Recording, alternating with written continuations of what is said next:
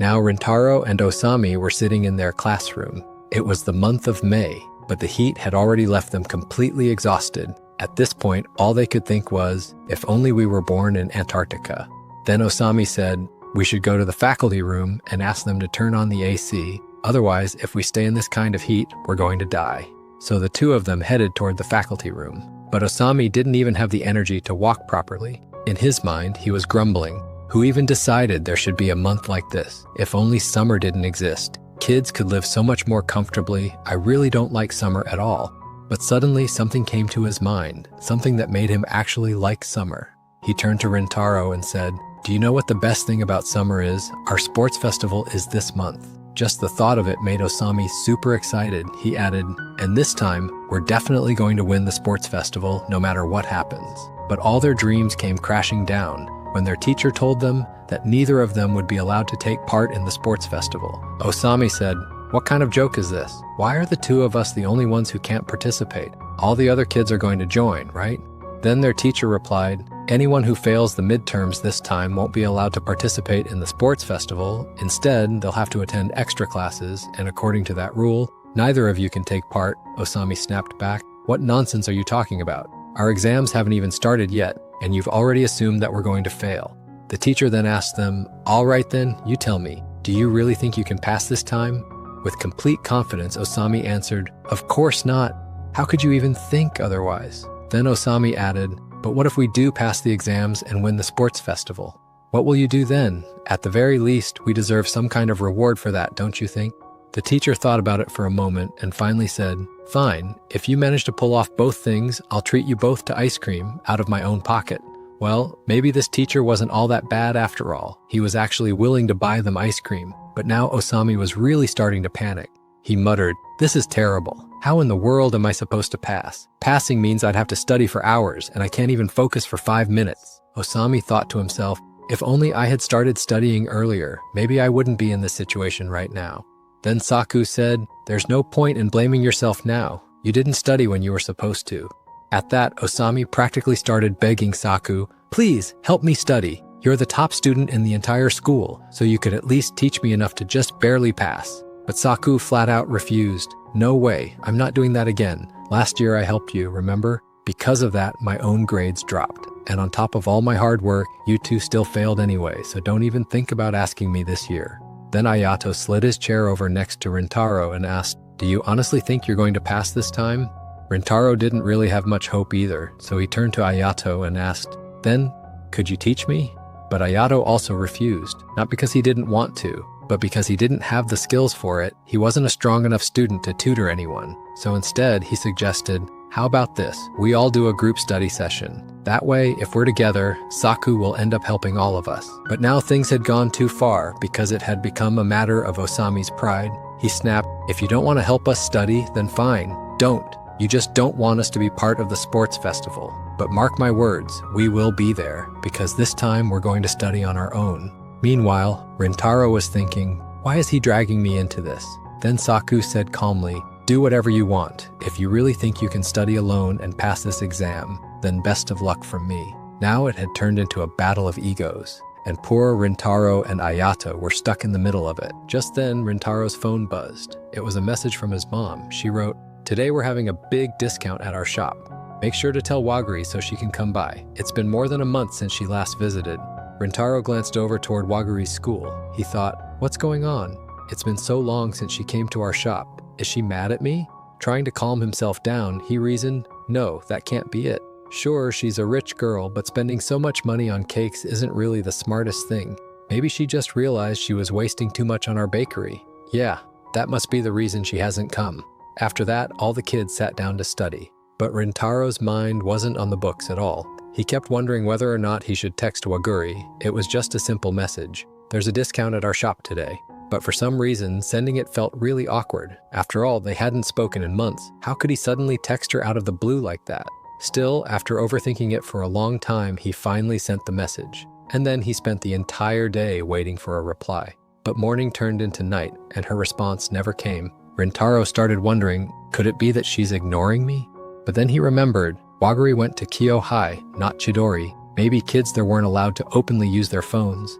Just then, a message from Waguri finally popped up, but it was a clear rejection. She wrote, "I'm sorry, I'm a little busy this month, so I won't be able to come to your shop." Rintaro replied with, "No worries." But deep down, it really hurt that she had turned down his invitation. Why though? What could possibly be so serious that she can't even come to the shop? She promised we'd see each other every day. Then it hit him. Why was he even feeling this way? They weren't even friends. They had only met once or twice, so why did her refusal sting so much? Osami suddenly snapped him out of his daydream. "Come with me to the library, we need to study." But instead of heading to the school library, Osami dragged him to another one. Rintaro asked, "Why are we here?" "What's the point?" "We are," Osami explained. "The AC at the school library is broken. We'll study here instead." But Rintaro knew the truth. Osami just wanted to avoid being seen by Saku. Then Osami said with determination, "This time we'll both pass, and we'll do it without that idiot Saku's help." Rintaro replied, "Don't get too full of yourself. You should apologize to him and ask for his help. You know as well as I do that we can't pass without him." But Osami was stubborn. He wasn't about to apologize so easily. Still, barely 5 seconds later, he realized the truth. There was no way he could pass. He didn't understand a single question, and he couldn't even concentrate on studying. That's when Rintaro said, "See? I told you we should have asked for his help. He tutored us last year, and besides him, there's no one else in the whole school who's willing or even able to help us." But Osami still resisted. Why would he even help me after everything? Osami said, "Have you forgotten?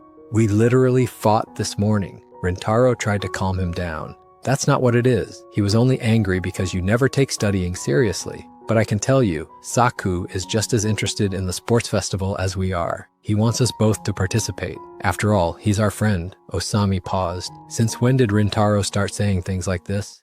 And not only did they sound nice, but they actually made sense. "I didn't know you thought so deeply about things," Osami admitted. Truthfully, Rintaro himself didn't know where these words were coming from. Ever since he met Waguri, he had started thinking differently. Then Osami stood up and said, "Saku must be at school. I'll bring him and Ayato here, and then we'll all study together. Remember, I promised. We will participate in the sports festival. So I'll apologize to them and bring them back." Sometimes Rintaro couldn't figure him out. One moment, Osami would take everything as an attack on his pride, and the next, he would actually accept reason. It was really strange. After Osami left, Rintaro continued studying alone. That's when he noticed 2 girls nearby. They looked shy and awkward, scanning the room for a place to sit. But there wasn't a single seat open. They were so timid that they couldn't even bring themselves to ask anyone to move. Rintaro immediately understood, and without saying a word, stood up and gave them his seat. The girls whispered to each other, "Wait, did he actually give up his seat for us? What a nice guy." And unlike the students at Kyo High, these girls weren't afraid of him or annoyed by him. Rintaro apologized to Osami. "Sorry, I gave up my seat, so we can't study here anymore." Then he started to head out of the library, but as he was leaving, he overheard someone say the name Kauko. His mind immediately raced. Wait, could they be talking about that Kauko? Curious, he decided to sneak a look. And he was right. It was Waguri. She was helping another girl study. Now everything made sense. Of course she'd been busy. It was exam season. And why wouldn't she be? After all, she was a student at the best school around. But then, out of nowhere, Waguri started doodling. Nobody could tell what she was even trying to draw. The girl beside her asked, is that supposed to be our teacher? And what's this thing next to her, a giraffe? Waguri laughed. No, that's not a giraffe. It's actually the cat I saw this morning. She was talking so openly and casually with her friend, as if they'd known each other forever. It didn't even matter what they were talking about. The point was, she seemed so comfortable. Watching that, Rintaro smiled to himself. It feels so nice hearing her talk so informally, like she really considers that girl her friend. And for some reason, just listening to her made Rintaro feel strangely happy. The other girl said, so you draw too? Well, why not? You're the top student in our school. Doing a little drawing to refresh your mind sounds perfectly fine. Hearing that shook Rintaro to his core. So it's not just how she looks or how she acts. She's also brilliant at studying. She's the complete opposite of me. He quietly walked away, lost in thought. Waguri is incredible. How is she so perfect at everything? Determined, he sat back down to study. But when he checked his answers, every single one of them was wrong. He thought to himself, on one side, there's Waguri, acing exams at the most elite school in town. And on the other side, there's me, the guy who's at the very bottom, even at Chidori High. There's a world of difference between us, Rintaro thought. He leaned back to rest for a bit and wondered, even if Saku agrees to tutor me, can I really pass? I failed last time too. I don't want to disappoint anyone, especially Osami, who's so excited about the sports fest. But as soon as he opened his eyes, Waguri was suddenly standing right in front of him. She asked, "Are you sleeping out here? You must be tired from studying." Startled, Rintaro quickly sat up. "I thought you were inside studying," he said. Waguri smiled. "I had a feeling it was you. When I was studying with my friend earlier, I thought I caught a glimpse of you. I wasn't completely sure, but I knew it had to be you. And look, I was right. Anyway, I just stepped out to grab something to eat, and thanks to that, I got to run into you." Rintaro offered her his seat so she could sit down and eat comfortably. That made Waguri feel a little guilty. She apologized. "Sorry for turning down your invitation before." But Rintaro quickly replied, "You don't need to explain. I can understand how much pressure you must be under." Waguri nodded. "I promise, starting next month, I'll make time to come back to your shop. It's just that with exams coming up and my part-time job, I haven't had a moment to spare." Rintaro was stunned. A part-time job? Even rich girls do part-time jobs? Why would you even need the money? Your allowance alone has to be 10 times more than mine. Waguri let out a small laugh. "And who exactly told you that? Do I really look like some rich girl to you?"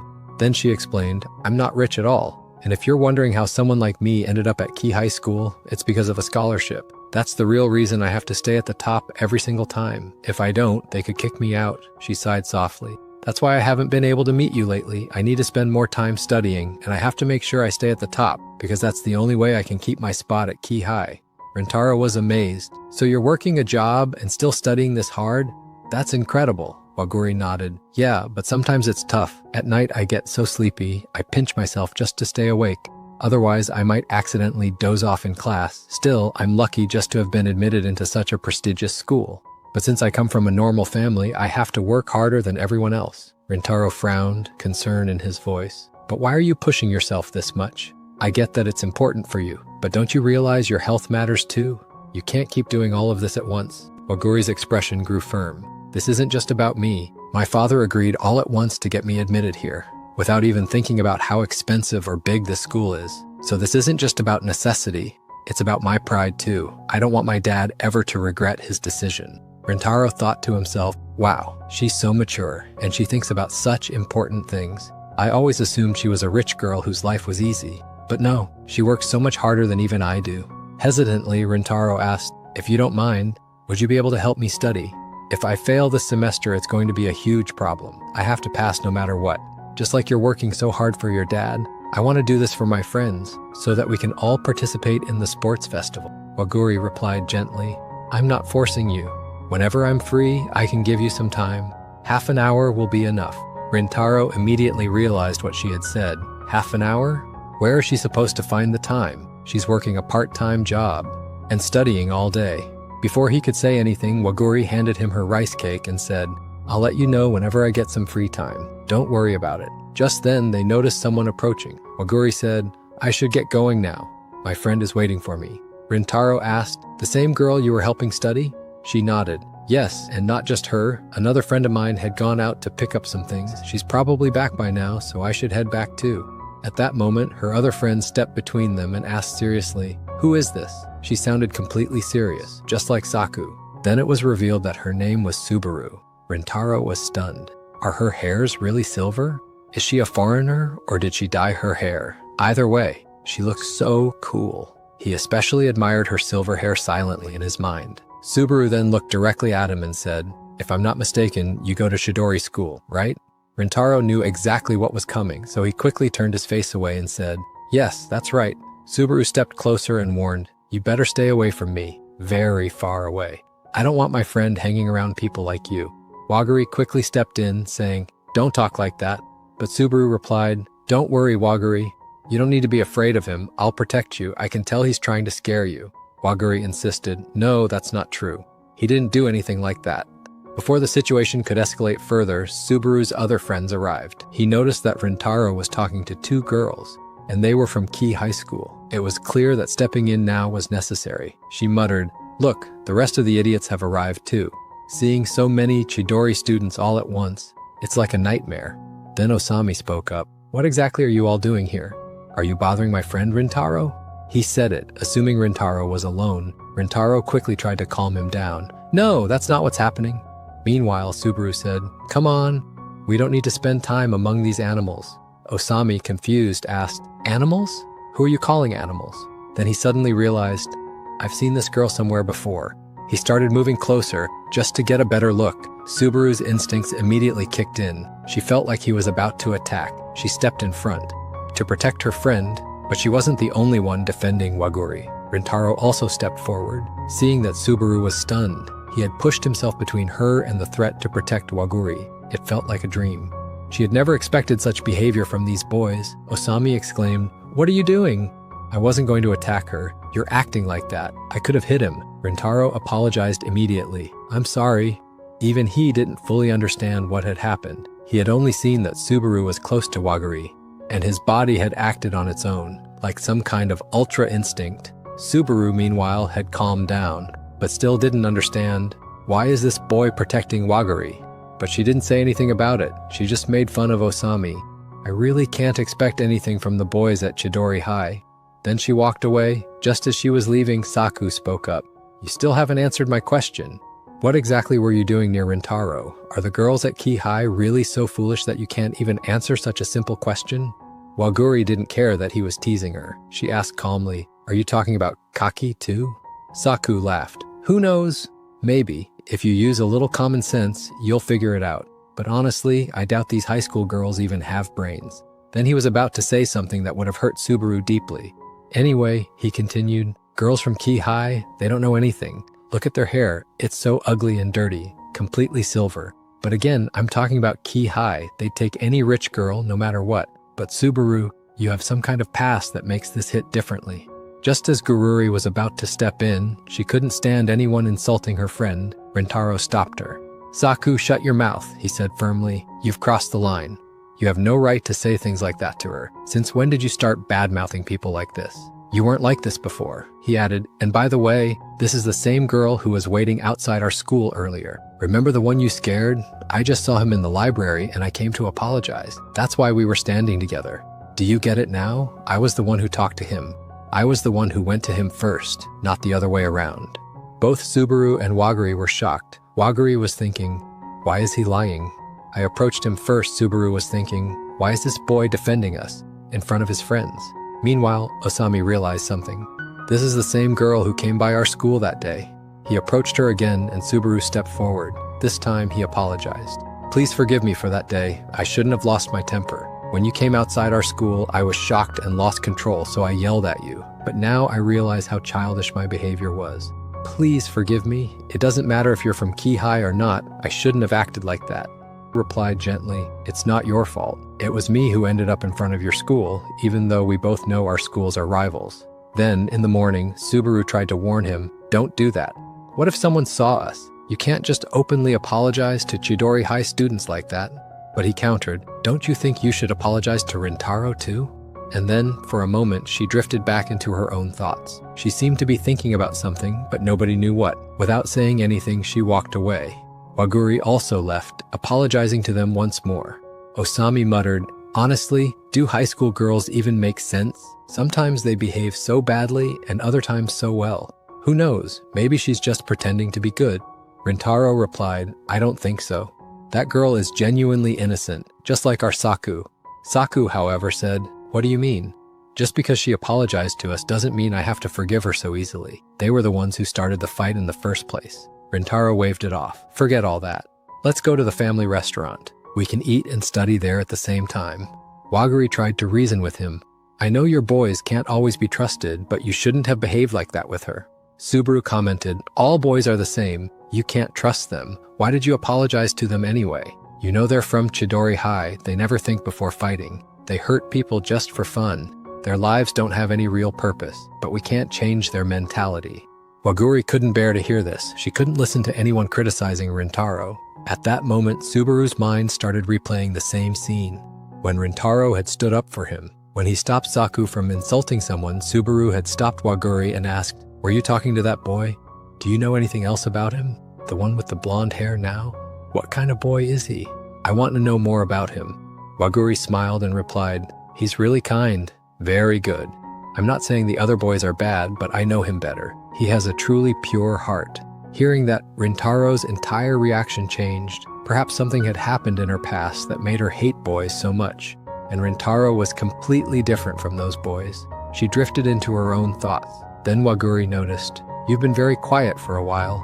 Waguri responded softly, "It's nothing. I was just saying that I went to get some food so we could eat while studying." Waguri reminded her, "Food isn't allowed here. Didn't you forget? We're in the library." On the other side, the scene shifted to night. Rintaro was studying, but nothing was making sense. Even the things Saku had taught him that day weren't sticking. Poor Saku was so worried. He had explained everything 100 times, and they had made mistakes 100 times. By now, he probably had forgotten everything himself. Then he thought, if this keeps up, there's no way I'm passing the exam. Just then, a message from Waguri appeared. "Can we talk on a call?" Without thinking, he quickly replied, "Yes." Hearing her voice made him lose all composure. Her voice, it's so sweet and innocent. She's even more soft boy charming than before, he thought. She said, "Sorry about my friend's behavior. He's really not a bad person. You might have thought I was lying, but if you meet him in person, you'll see how good he really is." Rintaro quickly replied, No, I wasn't thinking that at all. The fault was ours. We were the ones who started the fight." She added, "Forgive me for making you lie. You told everyone it was you who approached me, just to protect me." Rintaro reassured her, "Don't worry about it. My friends don't care anymore anyway." She blushed and said again, "I also want to thank you for something else, for stepping in between your friends to protect me. You're really cool hearing that." Rintaro blushed too. No one has ever said that to me before, he thought. Yet for some reason, Waguri still acted toward him as if he were a complete stranger. He remembered the library where she had spoken so freely and openly with her friend. It was as if she didn't care whether her friend judged her or not, but whenever she spoke in front of him, there was a barrier between them. Then Waguri said, "Do you remember we talked about group study? What if we study together on Saturday?" But then she suddenly went quiet. Rintaro asked, "What's wrong? Why did you suddenly stop?" She replied, "Sorry for calling you so late at night and for behaving a little too casually with you. I'll be more careful next time." Rintaro couldn't help but ask, "Why do you act like this around me? Can't we just talk like friends? I mean, you give me so much respect. Why is that?" She explained, "I'm just a customer at your shop, so I felt it wouldn't be right to talk casually with you." Hearing that, his heart completely sank. So that's how she sees me? Just the owner of a cake shop she sometimes visits. And on the other hand, here he was, acting like a fool, thinking of her as his friend. Rintaro was about to ask her something more, but before he could, a thought came to his mind. Whenever we meet, Waguri always has a smile on her face. I want to see how she reacts if I ask her this question. Would she smile, or would she get angry? Finally, Rintaro spoke up and said, "You don't need to act polite around me. You can talk to me like a friend. After all, we are friends, right?" Waguri replied, "If that's the case, I'll make sure next time to talk to you like a friend." They both said goodnight and hung up. Meanwhile, Rintaro was still thinking about what her reaction would have been. He was so embarrassed that he felt flushed all over again, and coincidentally, Waguri was feeling the same way. She worried that he might have noticed her smiling like a fool while they were talking on the call. She had been talking politely because she assumed Rintaro didn't see her as a friend. But hearing him say that made her feel really happy. Meanwhile, Subaru was in her room, lost in her own world, looking at a picture of their childhood. In the picture, Waguri was carefree, and Subaru was a little shy, someone who probably found it difficult to make friends. So what's Subaru's past? Is there a reason she hates all boys so much? And now, seeing Rintaro, has she finally realized that she was completely wrong? So that's where this episode ends. If you want to see what happens next, make sure to subscribe and don't miss the next part.